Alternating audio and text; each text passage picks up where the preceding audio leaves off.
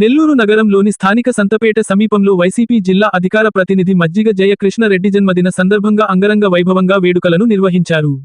జన్మదిన వేడుకలు సందర్భంగా ప్రత్యేకంగా అన్న వితరణ కార్యక్రమం మరియు వస్త్రదాన కార్యక్రమాన్ని నిర్వహించడం జరిగింది. ఈ కార్యక్రమంలో వైఎస్ఆర్సీపీ నేతలు, కార్యకర్తలు, బంధుమిత్రులు, శ్రేయోభిలాషులు అధిక సంఖ్యలో పాల్గొని విజయవంతంగా కొనసాగించారు. ఇటువంటి జన్మదిన వేడుకలు భవిష్యత్తులో మరి ఎన్నో జరుపుకోవాలని మనసారా కోరుకుంటూ శుభాకాంక్షలు తెలిపారు.